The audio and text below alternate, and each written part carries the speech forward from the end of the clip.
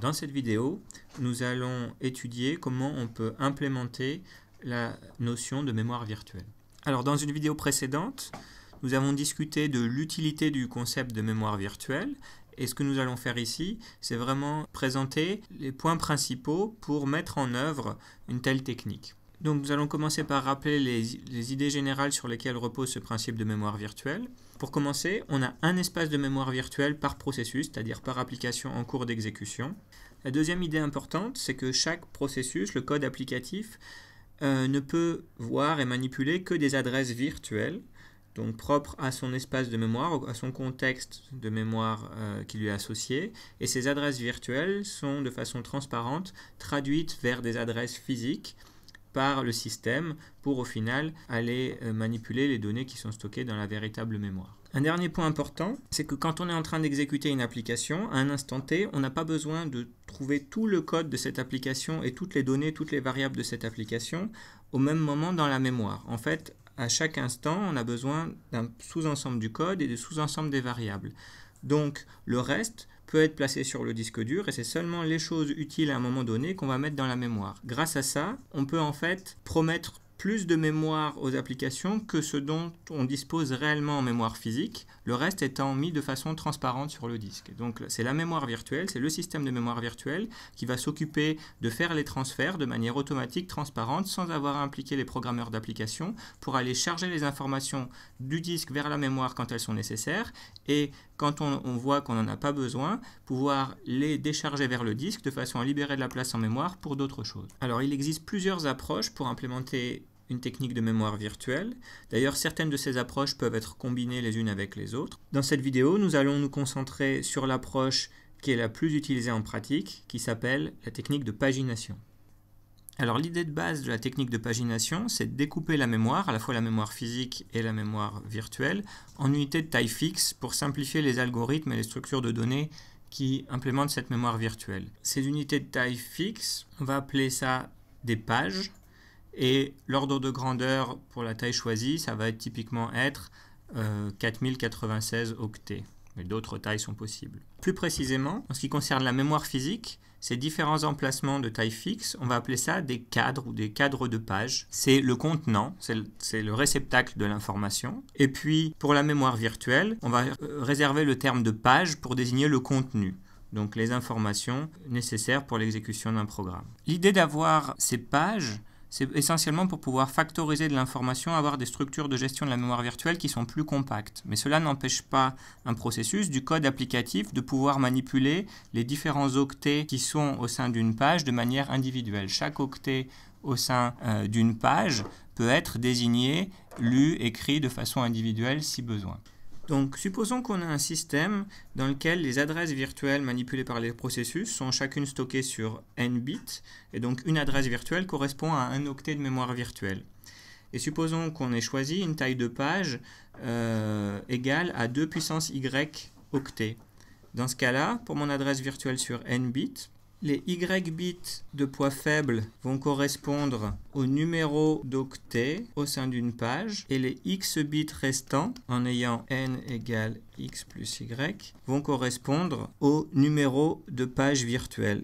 Le numéro d'octet au sein de la page, on appelle ça aussi parfois un offset ou un décalage. Donc, à chaque fois qu'on exécute du code applicatif et que ce code applicatif manipule une adresse virtuelle, dans le contexte de ce processus, on va devoir la traduire en une adresse physique correspondante, si bien sûr la traduction est permise. Donc pour ça, le système d'exploitation va gérer une structure de données pour chaque processus, puisqu'on a une abstraction de mémoire virtuelle différente pour chaque processus. Et on va voir maintenant ce qu'on va trouver dans cette structure de données qui permet de faire des correspondances. Cette structure, elle va être indexée par numéro de page virtuelle dans le contexte du processus concerné. Pour chaque numéro de page virtuelle, on va trouver un numéro de cadre physique correspondant et puis des droits d'accès. Donc les droits d'accès, c'est notamment pour voir si on a le droit de lecture et ou d'écriture sur une page.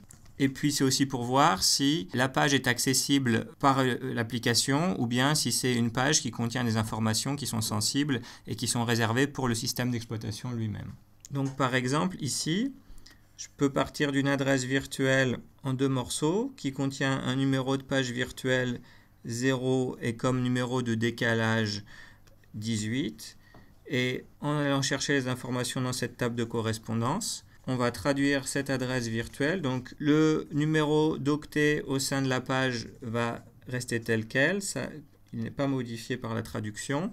Par contre, on va remplacer le numéro de page virtuelle qui était 0 par le numéro de cadre physique qui va être 12. Et ainsi, on va fabriquer une adresse physique qu'on va pouvoir envoyer à la mémoire physique. Pour généraliser, il y a quatre scénarios possibles lors d'un accès à une adresse virtuelle par une application. Le premier cas de figure, c'est un cas d'erreur. C'est quand on essaye d'accéder à une page de mémoire virtuelle qui n'a aucune correspondance légitime avec de la mémoire physique. Dans ce cas-là, il s'agit d'une erreur de programmation. C'est par exemple qu'on obtient quand on a des pointeurs qui ont été mal initialisés. Pourquoi? Parce que typiquement, quand un pointeur est mal initialisé, en général, il a l'adresse virtuelle 0. Et cette adresse virtuelle 0, en général, par défaut, dans un système d'exploitation, elle appartient à une page qui est considérée comme étant invalide, justement pour détecter plus facilement les erreurs. Et en général, le traitement simple et radical qui est effectué par le système en réponse à cette erreur, c'est d'arrêter, de détruire l'application qui a essayé de le faire. Le deuxième cas de figure, c'est quand l'adresse virtuelle demandée fait partie d'une page de mémoire virtuelle qui est valable, mais que le contenu de cette page n'est actuellement pas présent en mémoire vive. Dans ce cas-là, le système d'exploitation va faire le nécessaire pour aller chercher cette information sur le disque dur et la placer quelque part en mémoire vive, de façon à pouvoir satisfaire la demande. Le troisième cas de figure, c'est quand on demande à accéder à une page virtuelle qui existe, qui est valide et qui est présente en mémoire vive, mais qu'on ne dispose pas des droits suffisants pour faire l'opération demandée. Par exemple, les pages de code sont généralement définies comme étant en lecture seule. On n'a pas le droit de les modifier parce que généralement c'est signe d'une erreur. Et donc si on essaye d'écrire dans une page de code, ça va déclencher une erreur et le traitement va généralement être la terminaison immédiate de l'application. Enfin, dernier cas de figure, la page demandée est valide, elle est actuellement présente en mémoire vive et on dispose des droits suffisants des permissions suffisantes pour faire l'opération. Dans ce cas-là, on va directement traduire l'adresse virtuelle vers une adresse physique et envoyer la demande à cette mémoire physique. Pour résumer, on va faire un petit exemple avec deux processus et les tables de configuration de la mémoire virtuelle pour chacun de ces deux processus. Alors dans cet exemple, par exemple, la page virtuelle numéro 0 du processus P1 va être associée au cadre physique numéro 1. La page de mémoire virtuelle numéro 1 du processus P1 va être associée au cadre physique numéro 5. Alors là, on voit que les pages virtuelles 0 et 1 qui sont adjacentes du point de vue virtuel de P1 sont en fait placées de façon complètement dispersée en mémoire physique et ça ne pose pas de problème à P1 puisqu'il ne s'en rend pas compte. Donc il peut stocker une pile qui englobe à la fois les pages virtuelles 0 et 1 sans difficulté. La non-adjacence est complètement masquée. On peut définir, toujours pour P1, on peut définir la page virtuelle numéro 2 comme étant invalide. Si on essaye d'y accéder, ça déclenchera une erreur. Et puis, par exemple, la page numéro 3 peut correspondre au cadre physique numéro 0. On va maintenant considérer un deuxième processus P2 qui a donc sa propre table de traduction de mémoire virtuelle. Donc, dans le contexte de P2, on va par exemple supposer que l'adresse virtuelle 0 est associée au cadre numéro 1. Donc là, ce qu'on peut constater, c'est qu'on a P1 et P2 qui partagent un même exemplaire physique de l'information, le cadre numéro 1, et on voit que dans ce cas précis, ils ont choisi de le placer à la même adresse virtuelle 0 dans chacun de leurs espaces de mémoire. Ensuite, on peut par exemple définir la page virtuelle numéro 1 de P2 comme étant invalide, donc là on voit que c'est un choix différent de celui de P1 pour lequel on avait une correspondance valide. Page virtuelle numéro 2 de P2, on peut choisir par exemple de l'associer au cadre numéro 5. Donc là, ce qu'on voit, c'est qu'on a P1 et P2 qui partagent à nouveau un même exemplaire physique d'une information. Mais là, contrairement à l'exemple précédent, on voit que cette page de mémoire physique a été placée à des emplacements virtuels différents pour les deux processus, respectivement la page virtuelle numéro 1 pour P1 et la page virtuelle numéro 2 pour P2. Et puis enfin, peut-être que la dernière page de mémoire virtuelle de P2 est valide, mais qu'actuellement elle n'est pas présente en mémoire physique. Dans ce cas-là, on va inscrire qu'il faut aller la chercher sur disque en précisant l'emplacement précis Et au moment où le code de P2 essaiera d'accéder à une adresse qui fait partie de la page de mémoire virtuelle numéro 3, alors le système fera le nécessaire pour aller placer cette information quelque part en mémoire, par exemple. Alors on vient de voir le principe de base de la mémoire virtuelle.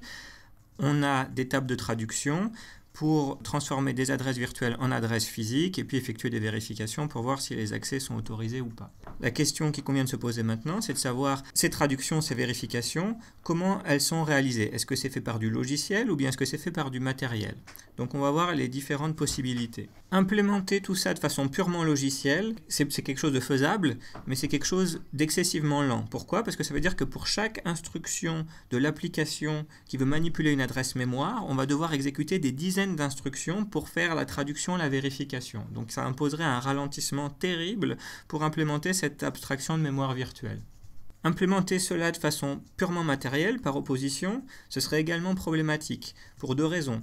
D'une part, ça ferait un processeur beaucoup trop complexe, alors qu'ils sont déjà très difficiles à réaliser actuellement. Et puis, ce serait aussi trop rigide, parce que ça voudrait dire qu'on n'aurait plus aucune liberté sur les choix de gestion de la mémoire. Tout serait câblé en dur dans le processeur, alors que différents systèmes d'exploitation peuvent vouloir utiliser des stratégies différentes, ou même au sein d'un même système d'exploitation, pour différents types d'applications, on peut vouloir configurer la mémoire virtuelle de façon différente. Donc, la solution raisonnable qui est adoptée en pratique, c'est un compromis, c'est-à-dire qu'on divise les responsabilités entre, d'une part, le matériel, le processeur, et d'autre part, le logiciel, le système d'exploitation. Donc le système d'exploitation va être responsable de configurer les structures de données de la mémoire virtuelle définies pour chaque processus.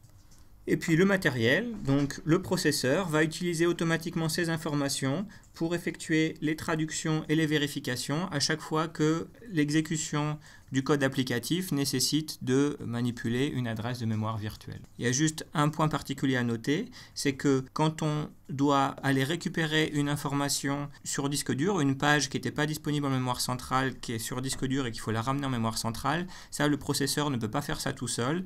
Donc pour ça, il va déclencher une procédure spéciale qui va être exécutée par le système d'exploitation. Donc le dialogue avec le disque dur est géré de manière logicielle.